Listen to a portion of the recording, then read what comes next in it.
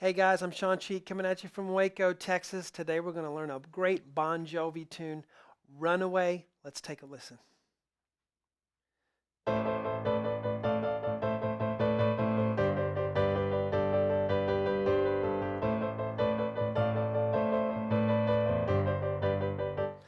All right. You guys have heard that one before, right? If you know any Bon Jovi music, you probably know that one. Hey, welcome to webpianoteacher.com, our online piano community where we gather together to learn, play, and share the music that we love, creating a culture of encouragement for all you guys out there who are trying to learn piano online. You can do it if you pick the right lessons and you know how to practice. I'm going to help you to do that in each and every video. Let's get to it. All right, so the first thing I said was pick the right lessons. If you are a very beginner, this is not picking the right lesson. This is too hard for you because you are a beginner, and that's reasonable. That's okay. We all start at zero. Did you know that? We all start at zero.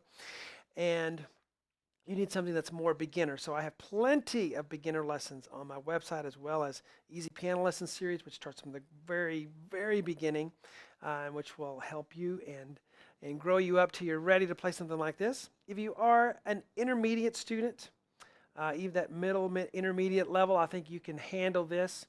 It sounds hard because of the repeated notes, but all that is a technique. We'll learn that technique and then it'll work for you, okay? So let's get to the lesson now. We do have a Kawai MP11 SE in the studio, which I love this thing. I love playing on it. I'm just going to use the basic piano sound here. Most of you are on acoustic pianos probably, and it just works better for teaching. But I could have chosen a nice synth sound to match the recording. That's always fun to mess around with. So we do just have a lot of repeated notes, but let's learn the chords first, okay? And then we'll learn how to do that technique of repeated chords, all right? Okay, so we have our part one lesson here on YouTube and Facebook for free. All of the lessons for this are on my website, webpianoteacher.com. If you are a member, you can download the sheets. So, all right, so let's get to the part one. A, C, E in the right hand. It's an A minor chord. And we're just going to play that chord one time first. Okay, I know I have other notes written, but we're going to do that in just a minute. Let's just get that chord down first. In fact, let's put the left hand with it, A in the bass. Okay, here's middle C, so I'm way down here. A octave. So there's my first chord. Second chord is this, A, B, D. So what did I do? I changed the top two notes, but the thumb stayed the same. Whenever you have chord changes, always find the notes that stay the same. They'll be your anchor to move from one chord to the next. A stays the same. B and D, 1, 2, 4. So, got that, stay loose. So as soon as you play that chord, relax your hand. You have to have a little tension to be able to play it, and then relax, sink, and then so my elbow kind of goes out a little bit.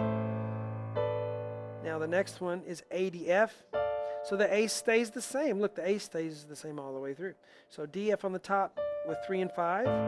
So there's the third one. Now I add it to what I already know. What happens on this one? I just go back to the one I started with. E on the top, E on the top, A, C, E. So, and then I go back to this one. I already know this one. And then I already know the A, C, E. So there's really only 1, 2, 3 chords in the whole thing. You look at that and go, oh, wow, that looks too hard. But it's only 1, 2, 3 chords. Then you repeat some of them. Okay? So let's do that. Wherever the accents are, see that accent mark? That means I'm going to hit that a little harder like this. Helps me keep my place and also brings out that little melody. Do, do, do, do, do, do. All right, that one. So here we go. Next one, next one, next one. Do not do anything else till you can do that. All right, now after I have that down, now I can add the other notes. So here's the first group, and then stop. Now find the next group. Got it? Next group, 1, 2, 3. Next group, 1, 2, 3. And then I have a group of 2, and then a group of 2. Again. And I'm stopping on purpose in between the groups. Okay, after I've done that for a while and repeated it for a long time, half an hour or however long you need. Now I can play it the way it's written. 1, 2, 1, 2, 1, 2, 3, 1, 2, 1, 2, 1, 2, 3, 1, 2, 3, 1, 2, 3, 1, 2, 1, 2. Now here's the technique. I just call it flapping. You just have to flap. Those of you who have chickens or at your house like I do, you've seen the chickens flap. They just flap your wrist. It's loose, okay? You can kind of just hold your wrist with the other arm and just flap. That way, that's really the exaggerated technique of it, okay? So it's just a slapping almost, a flapping or slapping. The more you try to control it, the harder it is to play. You have to let it loose. Let that wrist motion take you from one chord to the next. Okay, back to the overhead view. Flapping. Okay. So a little slower I have. Stop. Bump, bump, bump. Again. Now if I want to go up to speed,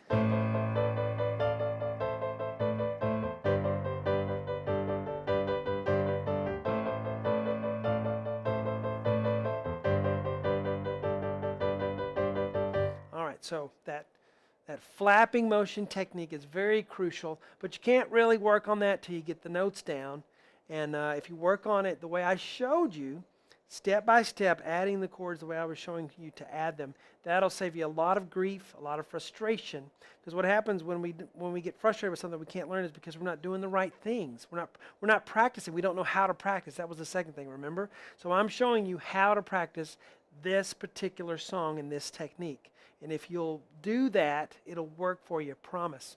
Guys, I'll see you on the website. I hope you enjoyed this part 1 lesson. Talk to you later.